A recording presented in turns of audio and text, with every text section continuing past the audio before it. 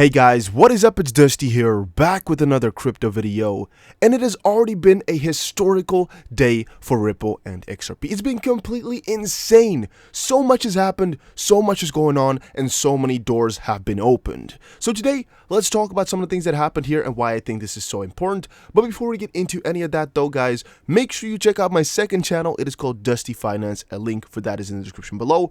Make sure you join the Facebook group, also a link below, and also make sure you press the like button on this video right now because we give away $200 every single video normally, but in this case I want to give away $250, or wait, you know what, let's do $300 worth of crypto if this video can get 500 likes within 24 hours. I know the whole community is watching right now, you know, all these videos of interviews about Garlinghouse, this, that, so I think 500 likes must be possible. So guys, I only have a couple of things open here at the top, but they are all really quite important. First of all, XRP on the verge of breaking all-time high on Bitso exchange. When I read this, I was completely hyped. You know, just reaching all-time highs is always a really amazing thing, and especially for XRP, this means that a lot of progress is being made. Doesn't really matter what type of all-time high it is, if there is some, unless it's of course in a bad sense, but in general sense, breaking all-time highs is really quite positive. In this case here, it is showing us XRP liquidity. Putting XRP to use is what we are seeing. XRP liquidity heads towards breaking all-time high on Bitso. So according to a chart released by John1 Trick on Twitter, the volume of XRP transactions on Bitso exchange is increasing, and it is close to recording a new all-time high. XRP recorded its highest transaction on the exchange around mid-August 2019. Afterward, it experienced a notable drop, but has since peaked in the past couple of days. The chart, which extended up on October 6th, revealed that XRP is close to surpassing its existing highest liquidity. We can see here Jana1 Trick. She says, XRP liquidity on Bitso going for a new all-time high today. I think so. You can see here the Google Docs. You can see here they're definitely putting in the work to get there. This was 8 a.m. CST, so I personally don't know where it is at right now, but she also says here that usually at the time when I wake up, it's somewhere around here, so we can definitely see that something is going on. This is, of course, not normal. This is huge. We don't completely know over what time span this is. Here you can see it, though. The 28th of June is right here. The lowest point, I don't know exactly what that is for, and the highest point ever was this line right there. One of these ones, I guess about 12th of September 2019, or maybe a little bit before that, maybe the 4th of September. Who cares, right? But again, they're trying to make another all-time high here, trying to push it up quite a significant amount, guys, and this is just seeing another progress, guys. A lot of progress. Let's go parabolic. Let's go parabolic. You might be wondering, what does it mean if the chart goes into the negative, right? Well, you actually answered that as well. In principle, market volume cannot be negative, but the calculation of the index sometimes outputs negative values undesirably. It tends to happen if a market is no liquid or very volatile, but those absolute values are negligibly small, so you can think of it as near zero. Having said that, we talked about this volume and XRP being near its all-time high again of volume here, but what is really the creme de la creme, or really the most important thing I could cover for you guys today? Garlinghouse, baby. So you can see here just how many, oh, this is not actually it, but how many interviews or how many things this has been having, or how many people have been talking about it. Leonidas here put it in a very easy to read format. Brad on Off the Chain, Balancing the Ledger, the Economic Club of New York, Fox Business, the Information's 5th Subscriber Summit, DC FinTech Week 2019. He also says, at this rate, I'm going to be seeing more of Brad than I see my wife. And I can definitely confirm that right there, that Brad is everywhere right now, and I probably have seen Brad a lot more than my wife today in that sense. Well, yeah, you can see here Brad was actually on, this is Leonidas' channel, by the way, from this guy right here, at the Economic Club of New York. I think Alex Kopp here also did a live stream about it. You can also see, though, Brad Garlinghouse was a couple of weeks ago on CNN, but right now on Balancing the Ledger, which he also discusses. We also have Off the Chain, which is from A. Pompliano, I believe, or the other guy. Here we can see Economic Club of New York. Yeah, you'll just see a lot of people talking about these interviews, guys. It is completely insane how everywhere he is right now. He's just really putting himself on every single spot. Now, in this video, I don't want to give you guys a whole a whole 50-minute interview here. I don't think that's going to be what you guys would like, but I really would recommend you just check them all out. It's definitely worth it here. A lot of interesting topics were discussed right there, and I definitely think it's worth your time. But if you don't have any, just make sure you tune into a couple more videos that we make, guys, because we're going to be breaking this stuff down piece by piece. I'm going to actually wait for tomorrow, though, before we really break up every single thing, because I also want to kind of include off the chain, which I think the official public release is going to be off tomorrow, so I think that's a good point to be covering all the small teeny weeny bits. Also here from Fortune magazine, or from Fortune, which is called Balancing the Ledger. I don't know if there's copyright, I don't know if I can showcase anything, but I'm not gonna bet on it. I'm just gonna skip out on it for right now and just quickly listen to that one. It's only 15 minutes. I definitely think I can get that going.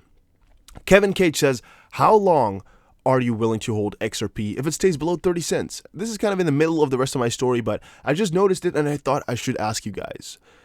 How long are you willing to hold XRP if it stays below 30 cents? Just curious how confident you are and how much research you've all done. Thank you. I obviously expect a big move by the end of the year, but I'm just curious to what you guys are thinking. As long as you're not over-invested, holding long-term should not be a problem. Well, again, that depends on how all of y'all view your investment, right? How much you've read up on it and how you are liking it. King Solomon here says 225 or 2025 or bust. Alex Cobb says, I'm doing one of two things. Ride it all the way down to zero and get confirmation it's not a winner, or ride it all the way up to the moon and beyond and take full advantage of the opportunity. There's no in between, no selling early, too much risk. I would not say too much risk, too much FOMO. In risk sense, we mostly use that when there's a chance of complete failure or irrecoverable loss, so to speak. In our sense, it's kind of an opportunity cost that we have right there. So I would put it more as what I just said right there. FOMO is going to most likely hurt, and you could have had a lot more had you not sold. That's really basically the problem right there. Well, you can see most of the people in these chats are really quite positive. They're going to run all the way down for at least another 5 more years, and I can definitely get that, guys. I would also most likely put myself in that spot, saying either we're going to run it all the way up to the moon or it's going to fail completely, but I'm most likely not going to be selling if it goes to 1 cent or half a cent or anything like that. I will probably just be buying more because, hey, you got to try, and these things could get you ridiculously rich if they do work out well. I know I cannot claim anything like that, and this is not financial advice, but that's just something that I'm quite convinced of, that if it ever goes to 0.05 again, or, at like the smallest amount of dollar possible, is just another very, very good opportunity. Again, you're actually, I want to say mitigating, it's actually kind of minimizing your risk once the price goes lower. I also explained to you guys that with one of the books that I was reading, The Intelligent Investor, why lower prices outside of a bull run are actually way more positive than prices within a bull run, because it actually makes it so you have less risk, your costs are lower, your average risk is lower, everything is just a lot more positive. So if it stays under 30 cents for a long while here, we're actually a lot more stable and a lot more risk-free, so to speak, than if the prices were higher. That is also because in the end, we're all expecting gains. Had that not been the case, I would probably not be this happy. The Economic Club New York on Twitter. Such an incredible conversation between Fox Business's Liz Clayman and Ripple's Brad Garlinghouse. A great primer on cryptocurrency and where the industry is going. If you missed it, you can replay the live stream right there. There's a link for that. There's also a couple of links on YouTube. I don't know if I should post it right now as well. I think everybody who wanted to see it had already seen it, or knows where to find it right now. I don't know if I have to post it either. I could just quickly upload it to YouTube, but I don't really see the use in that. You can see, guys, this is just completely insane here. I put the sound off just for the sake of copyright. I don't exactly know what type of sounds are in there. And I think if I just saw a couple of pictures here, nothing can go wrong. Pretty long interview, pretty interesting questions, and mostly at the end here, you'll just see her be really quite excited with the project, really quite happy. At least I found, because throughout here, she's looking quite sad, right? Not looking too enthusiastic. But in the end, I actually thought she looked quite excited, even though you're not seeing it really right here. She's going to compliment him at some point. I don't remember exactly where it is. Maybe it's right here. Yeah, I'm thinking it was right here. But yeah, it's pretty cool interview, guys. I recommend you guys all to check it out. We'll be covering everything later. Dave Jones also tweeted out, full interview with Brad Garlinghouse by Fortune magazine. Happy to see XRP rise to become Ripple's public focal point lately, but calling XRP an altcoin? Ouch. Well, everybody knows that XRP is an altcoin, as we're just talking about every other coin next to Bitcoin. So I don't think that is a problem at all. At all. In this interview, they also talked about Libra and why Garlinghouse thinks is not going to be able to launch in the next 2 years or something like that. He discussed a lot of different things, but in the end here, everything is looking really quite juicy for XRP. Eric Dadun said on Twitter, before we went live with MoneyGram, we got on the phone with MoneyGram regulators, and together we briefed the regulators about what we're doing. Right? Again, that was pretty huge, pretty insane. Garlinghouse. No doubt that a publicly traded company got some degree of a green light before it started using XRP. MoneyGram regulators, generally curious what that means. Eric Dadun says regulatory/compliance team. Yeah, compliance council, yada, yada, yada. Not too important. But in the end here, guys, these partnerships that they're making, for example, MoneyGram, that's kind of why I left this article open.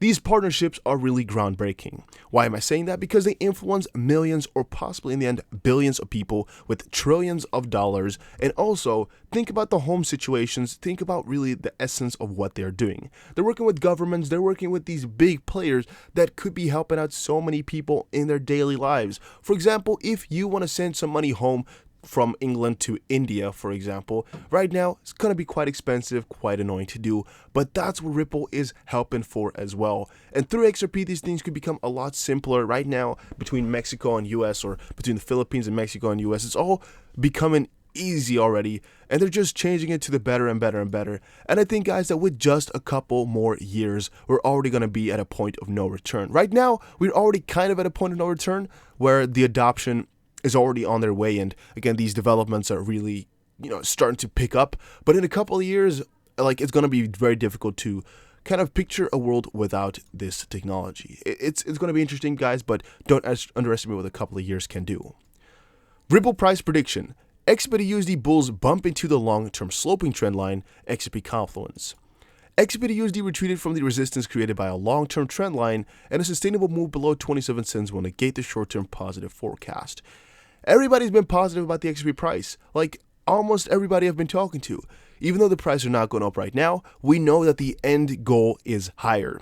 So whenever you're wondering and kind of worrying about these short-term prices, I would just say, skip it. Don't attach too much value to it. Don't lay around in your bed kind of struggling and scratching and itching and everything like that. But guys, you should know it's all going to be good in the end, and that's what we're all doing it for. That's what we're all hoping for. You can see here XRP just bettering itself every single day. You can see Garlinghouse coming up for XRP every single day, pushing it through the roof. And again, at some point in the future, you're not going to be able to imagine a world without it. Guys, this was it for the video on Ripple and XRP. I quickly have one more article on Tron TRX. It says here, Tron hits another milestone, adding 500,000 users in Q3 alone, pushing total addresses to 3.7 million. Now, quickly, guys, if you're not already done so, make sure you press the like button right now. Justin Sun, Tron's lead, today shared a report by DApp.com, which showed that the platform added 500,000 users in Q3 of 2019 alone, pushing the total number of addresses on the mainnet to over 3.7 million. This feat ranks Tron the second most used ecosystem after Ethereum. So right now, Tron is the second largest blockchain ecosystem out there. That is pretty interesting. That is pretty amazing. And Tron, has been making some steady growth over a very long time. It was also reported and revealed that a total number of 47 DApps were launched, bringing the number of active DApps in this quarter to 299. The report also records a total volume of $462 million for Tron during the same period. And Justin Sun called a hype man. I think this is kind of escalated. Hype man is not really what I would call Justin Sun anymore. I really think he dimmed down after the Warren Buffett situation. I still don't know if they've rescheduled it now or if it's just completely out of the way. Maybe he got a very big threat, maybe the world was not ready for cryptocurrency yet. I don't know, but I'm really waiting and wondering if this is still going to be coming up. Despite this impressive achievement, as revealed by DApp.com, some members of the community claim that Justin Sun lies about DApp usage is possible. One many Twitter users said, Cincinnatus BTC said on Twitter that Cincinnatus BTC, who claimed Justin Sun lied about his new feat, shared an unconfirmed conversation among Tron DApp developers. In the conversation, it's revealed that Justin Sun inflates the numbers on his own Tron dice and Tron Markets DEAPS, or TRX Markets DEAPS. Another user, Jeffrey Rufino, while throwing shade at Justin Sun, says, why are they saying Justin Tron sometimes Justin Sun? This is so confusing to me, guys. But yeah, Justin Sun says, more fake users from Chinese farms. Pretty interesting, that one. However, some other members congratulated the founder for his remarkable work on Tron and the recent milestone hit. They also hope that the platform continues on its path to success. Well, I hope the same for them, guys. I'm pretty excited about everything here, and I'll see you guys again in another crypto video. I think we covered some really interesting topics around XRP and TRX. Take care, everybody, and have a very nice day. This is going to be insane. Prepare your jets.